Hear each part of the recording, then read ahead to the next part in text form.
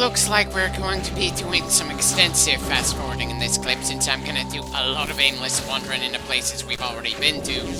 If anything, I'm surprised I didn't do much fast forwarding before now in this game, considering how much I pulled in the previous two Metroid Primes. Maybe it has something to do with the fact that in most clips for this game, we got a decent amount done in a relatively short amount of time compared to the other Metroid Primes. Maybe it has to do with the fact that this game is more satisfying to watch, while the other two are satisfying to play through. It's kind of hard to say, really, especially since I'm kind of at ground zero for this discussion about why I feel a certain way about a certain game. At the very least, seeing the morph ball zip around the screen like that is a bit disorienting.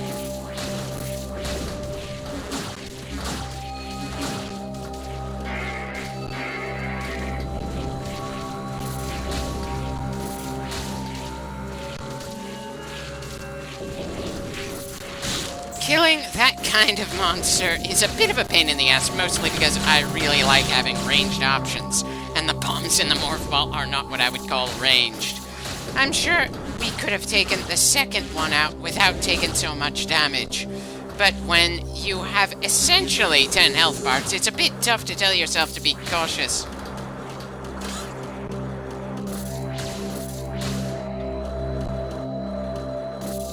You've got to be kidding me. I came back to the same dead-end room I left earlier. There is nothing more we can do in this room with what we have that we didn't already do hours ago when I first ran in here. At least I assume it was more than 1 hour ago we were in here. It's not like I'm gonna go back to the footage I've already commented on to check just how many clips ago it was and then do the math on how many minutes passed between now and that moment in that clip.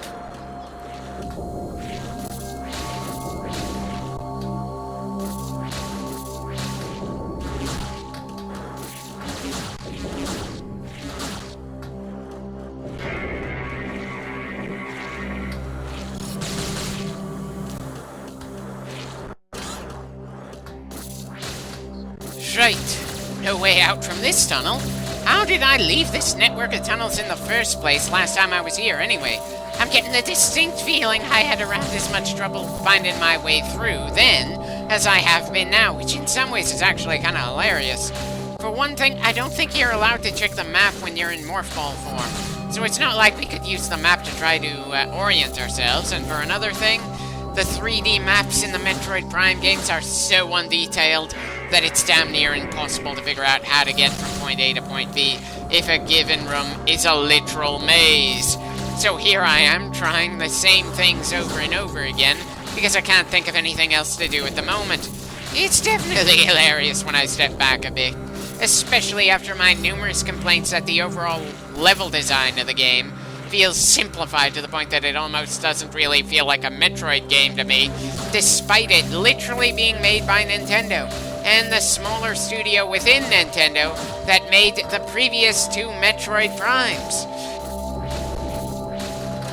Anyway, we're finally out of that little tunnel network.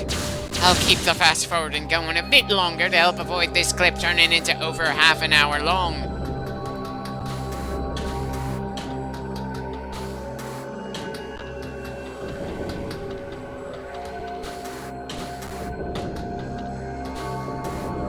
According to the X-ray visor, there's something to grab nearby, but unfortunately, it doesn't look like we're going to be able to reach it from here.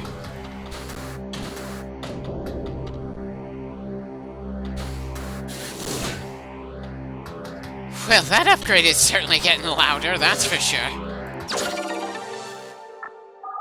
Kinda tempting to slow things down after grabbing that missile expansion, but unfortunately, I'd still risk getting over half an hour of this clip unless I decided to cut things off at an abrupt point. Definitely gonna keep things going faster for a little longer.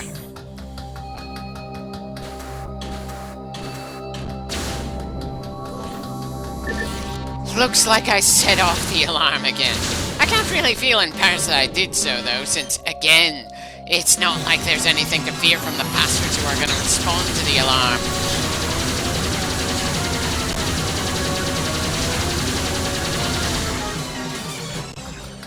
Really? Only one commando? On the one hand, the commandos are the most elite troops they've got. On the other, sending someone alone feels like such a token response. I wouldn't quite say that it's painfully bad, but it's only because this game really doesn't have the foundation needed to make this kind of combat interesting. Anything less than an explicit boss is just not all that worth feeling afraid of around here. And even there, the bosses have felt a bit underwhelming for the most part in this game. And mini-bosses haven't really done all that much to make me go, holy shit, in any way. The only real exceptions that come to mind are the first Ridley fight back on Norian, the fight against Rundus, Helios, and maybe if I'm generous, the Dragoon back on, Rio. I'm not saying that all other boss fights are irredeemable garbage or something to that effect. I'm saying that those are the fights that I remember as good based on what we saw when we fought them. Anyway, I've slowed things back down since it feels like I've dodged the over a half-hour thing at this point. This is still going to be one of my longer clips, so unless the game throws something kind of annoying at me or I start moving around like a complete idiot to the point I drive myself crazy, I don't think there's going to be too much more fast-forwarding to make this less of a mouthful for me as I read my script here.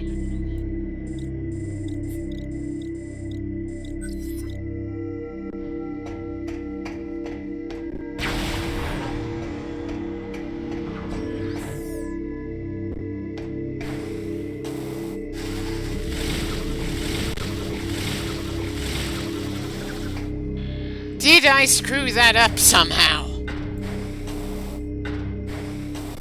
Ah, apparently not. I just landed somewhere a little lower than I thought I would.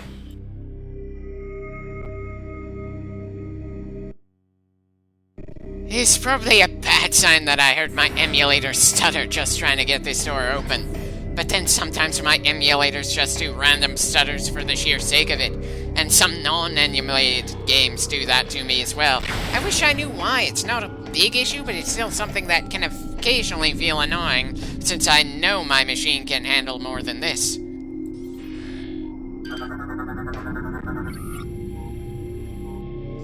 Yeah, definitely been in here before. But what are we even supposed to do right now? I'm not seeing anything that we haven't already used last time we were here.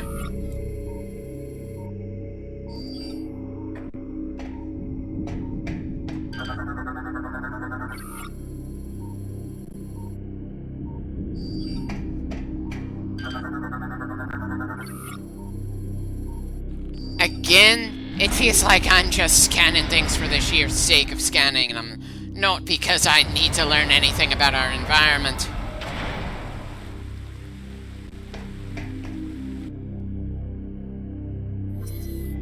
Well, there's nothing Spider-Ball related up here that I can see, but according to the map, we're pretty close to where we need to be in order to get the next major upgrade. Perhaps it's back down?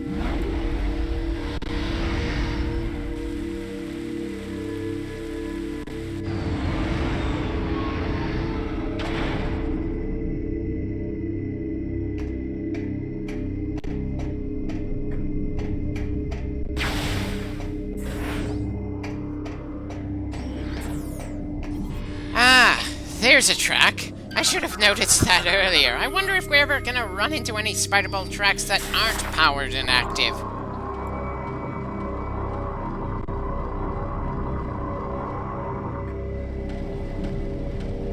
Still the same color palette, but I appreciate the different view.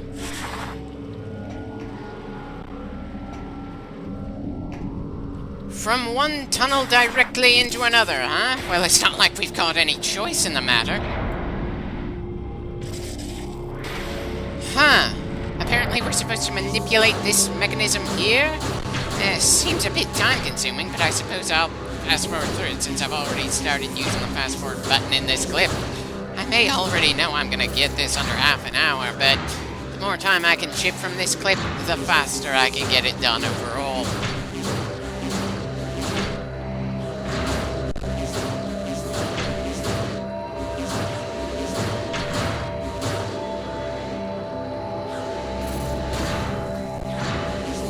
Okay, so different tracks lead to different parts of the upper section, huh? And we've got some steam to push us upwards as well.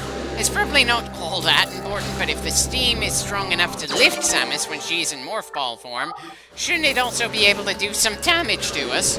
After all, we're trying to gain some anti-acid shielding. I don't think we've ever gotten any explicit heat shielding in this game, unlike every other Metroid we've played through, mostly because, unlike absolutely every other Metroid, there has been no lava sector to run through.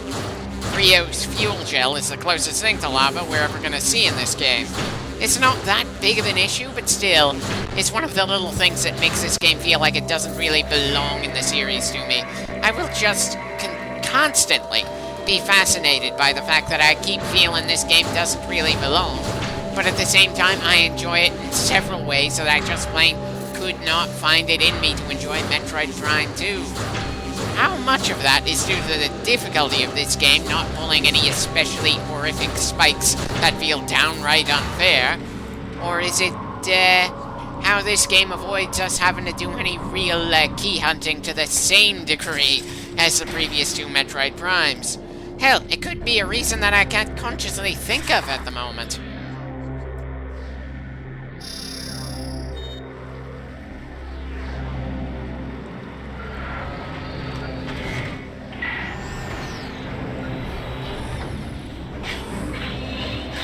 And there we are, the anti-acid upgrade.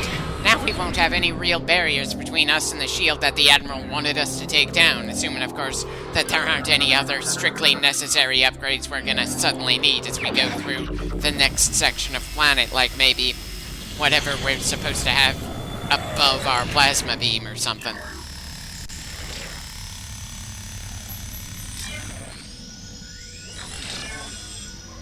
Not the nicest looking suit upgrade we've seen over the years, but then we've seen a hell of a lot of suit upgrades for Samus.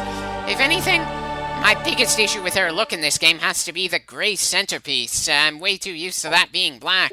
The little blue lines that look like they're from Tron aren't doing the look any favors either here. Not that I think Samus is the type to really give a damn about fashion. If it works, it works. And when you're in the field, there's not really much room to give a damn about cosmetic details. Besides, in the 3D games, we only ever see Samus' suit in the cutscenes. During gameplay, we just see right through her visor.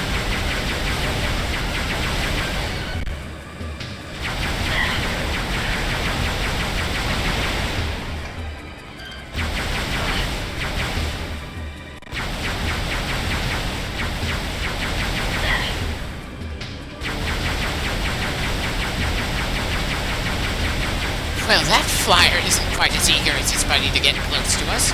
Understandable, considering just how many other pirates we've killed in this game alone, much less the entire franchise. Still, it's not like we have a limit on ammo or range here, so we're still taking them down. Wish I could feel some measure of relief that we don't have to worry about running through this environmental hazard.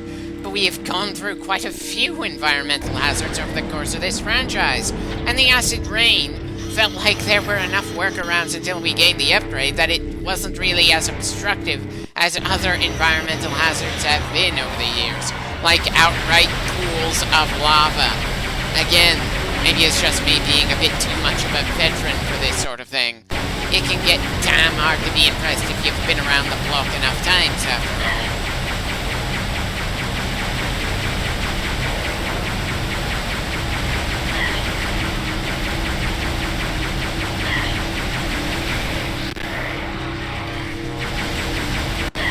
Well, this group is certainly giving us a pounding. Shame that I'll forget about them as soon as we're done fighting them. They're doing more damage than some of the bosses.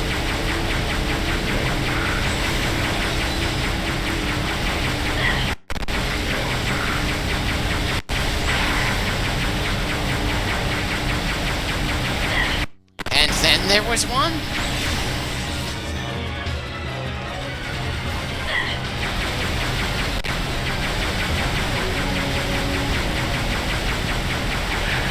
I don't think the cloaking device has been doing these guys any favors, considering they aren't using the teleportability on top of that. Sure, I'm missing some of the shots that we send out as they cloak, but it doesn't really do all that much to us since it's easy to guess where they've gone and keep pounding them. And unlike the previous two Metroid Primes that this combat design was built off of, locking on isn't strictly needed to keep track of your foe, which is good since it's all too easy for the enemies to break out of our lock-ons in this game. Anyway, just need to orient myself as we head out here, so...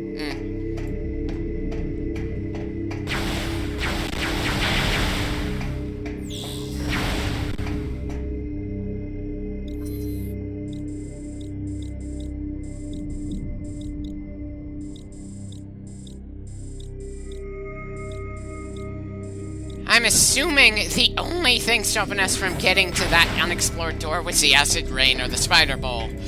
I am also once again hating the 3D maps we have to work with in this game. Every other game that gives the player a map to use to try to figure out where to go keeps it 2D, even the flight skins, where you have to pay attention to the elevation of objects. But in the Metroid Prime series, they just had to try to have something unique when it comes to how you zoom in and out and try to orient yourself. Well, I can't say the maps are downright broken or something like that. They are still a pain in the ass to read and understand, even as you turn it around to try to get a better angle on what you're looking at. And since that's one of the common factors in the 3D games, there's no way that Metroid Prime 4 isn't going to have the same kind of map design as we try to figure out where to go at any given point.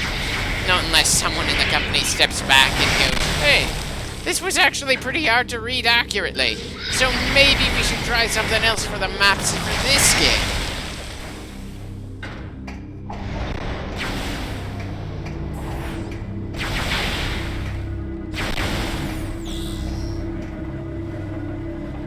Right. Our biggest barrier here was the rain. I'm sorry, but running through acid rain just doesn't have the same oomph to it as running through lava or a pool of acid to me. I'm just way too used to us running through some obscenely dangerous environments. What I am not used to, however, is our cannon just glowing like that when I'm not actually touching anything. It's not even something that signifies anything. It's just an odd effect I'm seeing that I think is caused by the rain. It might be something else. I'm not sure it really matters, though.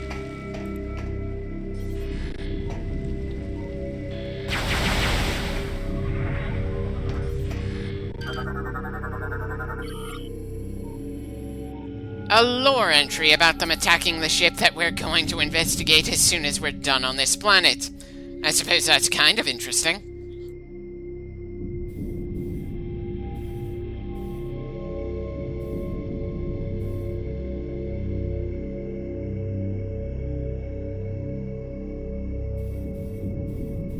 Oh, sure. A ship crewed by absolute rookies was no match for a ship full of mind-controlled psychotics. Excuse me for not being impressed. Still, I suppose it's interesting to learn the pirates attacked the ship just to get at the Aurora unit. Though, why didn't they send anything to capture the Aurora back on Elysia? Hell, I'm pretty sure it's not defended at all right now, and it certainly wasn't when Gore was still alive.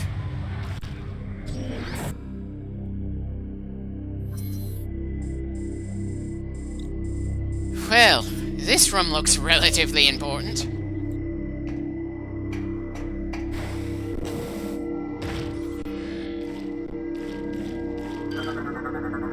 And I hear an upgrade nearby. Guess I'm gonna be messing with the holding cell and possibly fight whatever's in there.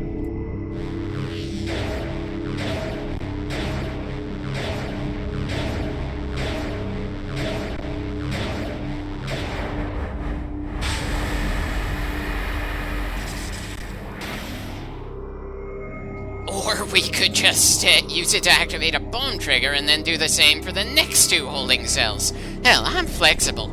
Not that I know what these holding cells are built to contain or why the first two we interact with are empty. All I know is there's no way we're getting out of this room without a fight.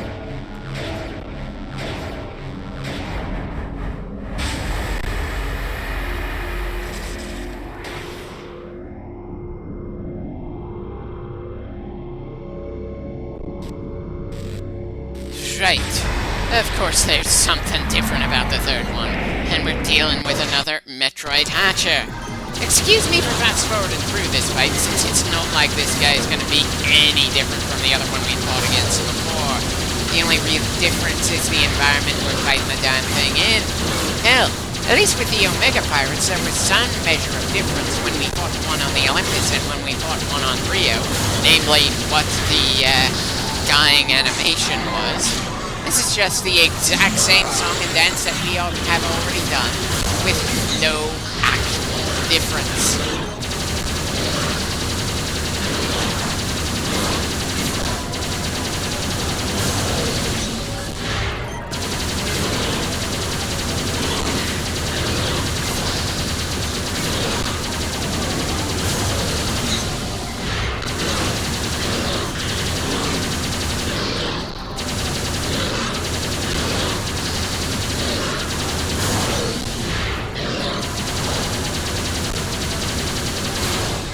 Right, that's 2 tentacles ripped off. This fight is gonna go at a relatively smooth pace.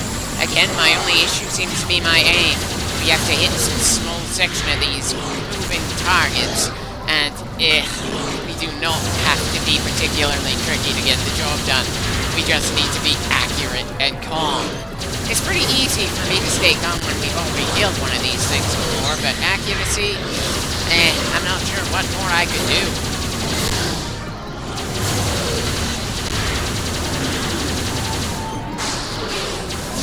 Just one more and we're done with this bastard.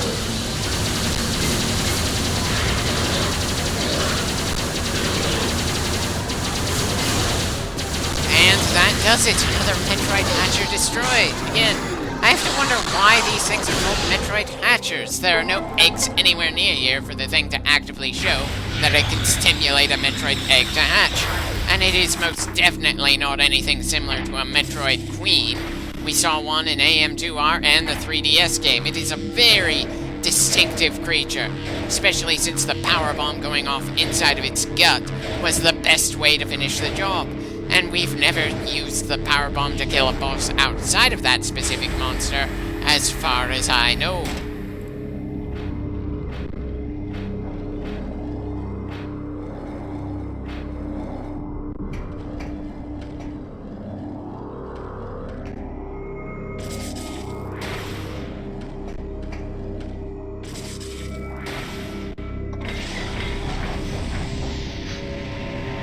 Okay, I suppose that's one way to open the path to the next door.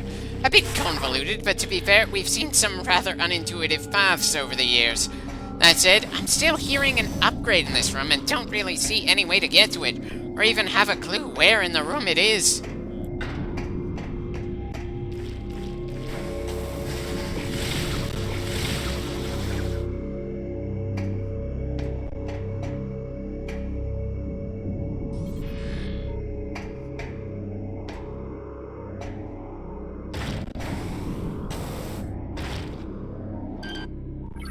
If it can't detect any threats when we aren't even trying to be subtle as we explore the room, then either someone actively turned it off because they're getting sick of sending people to die against Samus, or the sensors were poorly designed.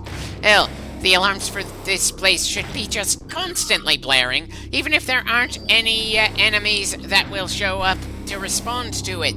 Samus is on their homeworld. Even if you're only taking into account the events that have gone through with the timeline at this point, our heroine has fucked over their operations on 3 planets, one of which had an absolute concentration of their most dangerous warriors, along with Mother Brain.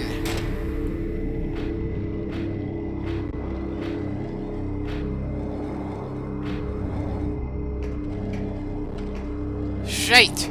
Definitely no clue what I'm supposed to do in here to try to gain that upgrade or go down a different path.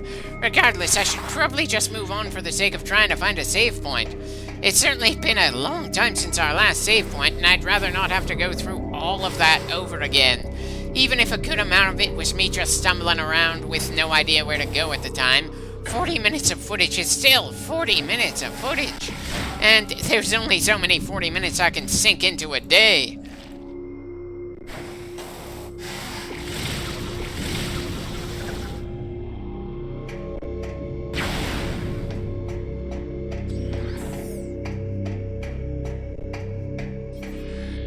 Okay, so we've got another tram and a save room right next to it. Definitely gonna use the save room. Bloody hell. Here's hoping that in the next clip, we make some very major progress.